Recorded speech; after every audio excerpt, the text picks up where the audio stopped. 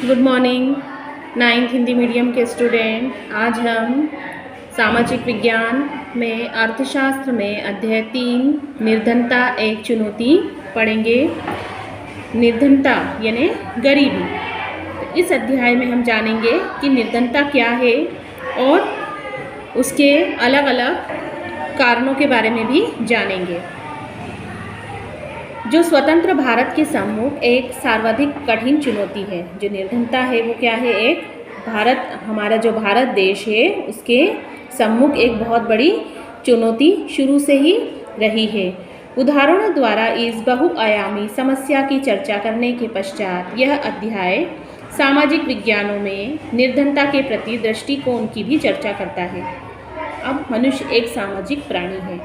समाज के बिना उसका अस्तित्व नहीं है। वो बिना समाज के नहीं रह सकता।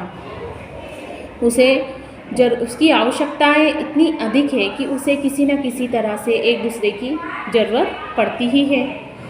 अब ऐसे में जो निर्धनता है वो ये प्रश्न उठता है निर्धनता का, गरीबी का, कि हर व्यक्ति सक्षम नहीं होता, हर व्यक्ति के पास सारी सुख सुविधाएं नहीं होती।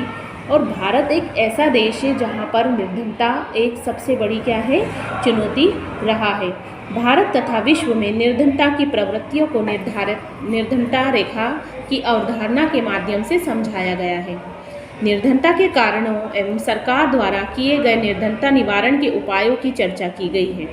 निर्धनता की आधिकारिक अवधारणा को मानव निर्धनता तक विस्तृत करके अध्याय का समापन किया गया है। सबसे पहले तो हम इसका परिचय देखेंगे कि अपने दैनिक जीवन में हम अनेक ऐसे लोगों के संपर्क में आते हैं जिनके बारे में हम सोचते हैं कि वे निर्धन हैं। वे गांवों के भूमिहीन श्रमिक भी हो सकते हैं या शहरों की भीड़ भरी झुग्गियों में रहने वाले लोग। वे निर्माण स्थलों के दैनिक वेतनभोगी श्रमिक भी हो सकते हैं। जरूरी नहीं कि सिर्फ जो झोपड़ी में रहता है वही निर्धन हो।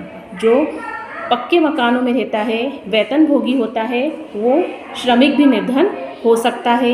या कह सकते हैं ढाबों में काम करने वाले बाल श्रमिक। वे चित्रों में बच्चे उठाए भिखारी भी हो सकते हैं। तो हम अपने चारों ओर जब देखते हैं तो हमें निर्धनता दिखाई देती है। वास्तव में देश का हर चौथा व्यक्ति निर्धन है। इसका अर्थ यह है कि वर्ष 2011 से 12 में भारत में मोटे तौर पर 270 मिलियन या कह सकते हैं कि 27 करोड़ लोग निर्धनता में जीते हैं। इसका यह भी अर्थ है कि विश्व में भारत में सबसे अधिक निर्धनों का संकेंद्रण रहा है और यह चुनौती भी गंभीरता को दर्शाती है। तो इसके लिए आइए हम जानते हैं एक कहानी जो शहरी निर्धनता को बताती है। 33 वर्षीय राम शरण झारखंड में रांची के निकट गेहूं के आटे की एक मिल में दैनिक श्रमिक के रूप में काम करता है। जब कभी उसे रोजगार मिलता है तो वह एक महीने में लगभग 1500 रुपये कमा लेता है। यह 6 सदस्यों के परिवार को चलाने के लिए पर्याप्त नहीं है, जिसमें उसकी पत्नी और 6 माह से 12 वर्ष तक की आयु के 4 बच्चे शामिल हैं। उसे रामगढ़ के समीप गांव में रह रहे अपने बूढ़े माता पिता के लिए भी पैसे भेजना पड़ते हैं। अब वो अपना घर खर्च तो चलाता ही है, साथ में उसे अपने जो गांव में रहते हैं बूढ़े माँ बाप उनको भी पैसा भेजना पड़ता है। उसके भूमिहीन श्रमिक पिता अपने जीवन निर्वाह के लिए राम शरण और हजारीबाग में रह रहे उसके भाई पर निर्भर है। राम शरण शहर के बाहरी क्षेत्र में स्थित भीड़ भरी बस्ती में किराए पर एक कमरे के मकान में रहता है।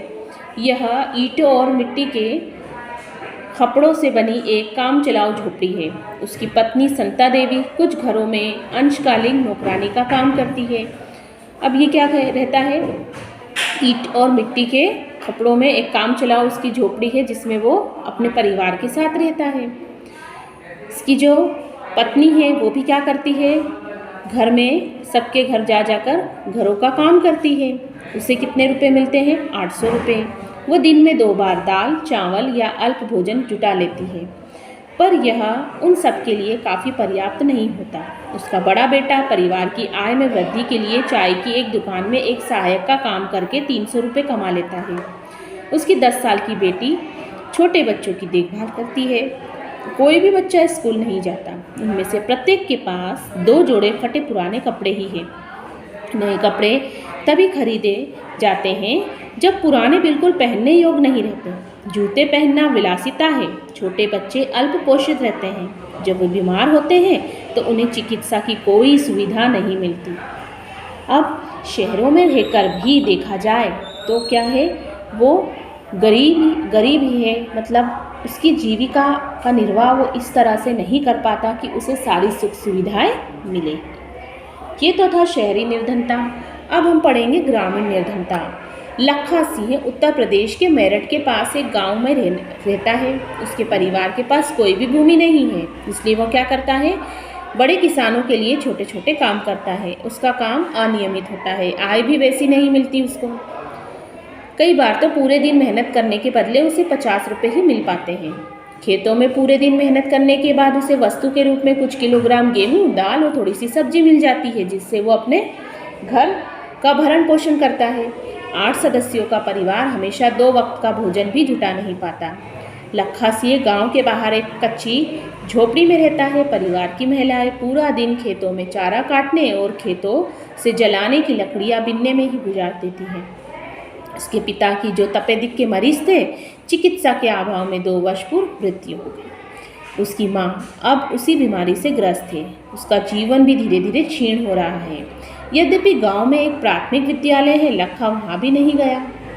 10 वर्ष की उम्र से ही कमाना उसने शुरू कर दिया। नए कपड़े खरीदना कुछ वर्षों में ही संभव हो पाता है।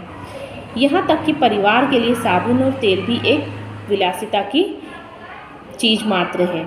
तो हमने दोनों तरह की निर्धनता देखी, एक तो शहरी निर्धनता और दूसरी ग्रामीण निर्धनता। निर्धनता के उपरोक्त मामलों का अध्ययन अगर हम करते हैं तो हमें कुछ मुद्दों पर चर्चा करनी होगी। उसमें क्या क्या मुद्दे उठते हैं? सबसे पहला भूमिहीनता, दूसरा बेरोजगारी, तीसरा परिवार का आकार, चौथा है निरक्षरता, 5वां खराब स्वास्थ्य, कुपोषण, फिर आता है बाल श्रम और सबसे आखिरी में क्या आता है, असहायता। ऊपर के दोनों विशिष्ट उदाहरण निर्धनता के अनेक आयामों को दर्शाते हैं। निर्धनता का अर्थ भूखमरी, आश्रय का न होना। यह एक ऐसी स्थिति भी है जब माता पिता अपने बच्चों को विद्यालय नहीं भेज पाते, कोई बीमार आदमी इलाज नहीं करवा पाता। निर्धनता का अर्थ स्वच्छ जल और सफाई सुविधा का अभाव भी है।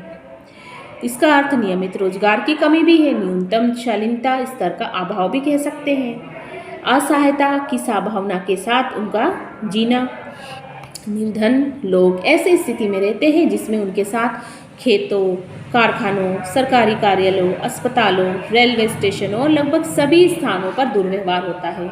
कोई भी निर्धनता से जीना नहीं चाहता। निर्धन व्यक्ति के साथ हमेशा बुरा सलूक किया जाता है। करोड़ों लोगों को दयनीय निर्धनता से बाहर निकालना स्वतंत्र भारत की सबसे बड़ी चुनौती में से एक ही रहा है।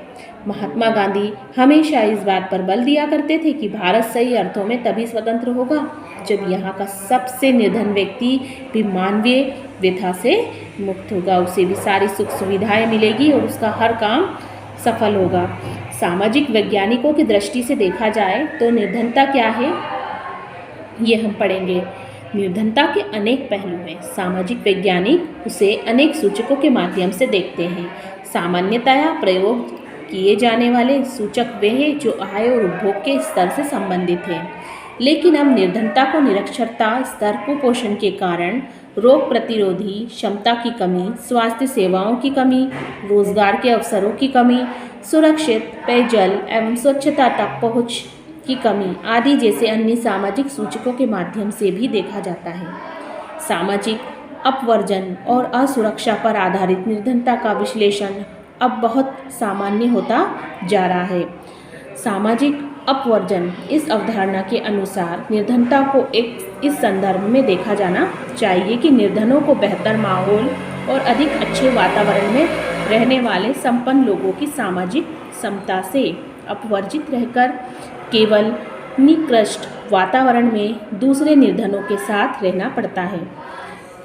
इसके अलावा सामान्य अर्थ में सामाजिक अपवर्जन निर्धनता का एक कारण भी है, परिमाण भी है।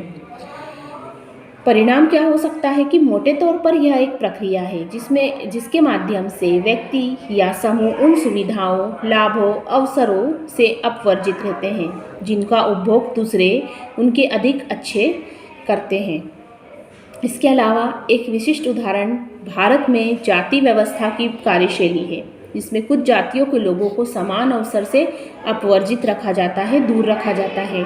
इस प्रकार सामाजिक अपवर्जन लोगों की आय ही बहुत कम नहीं करता, बल्कि इससे भी कहीं अधिक उन्हें क्षति पहुंचा सकता है। फिर आती है असुरक्षा की भावना।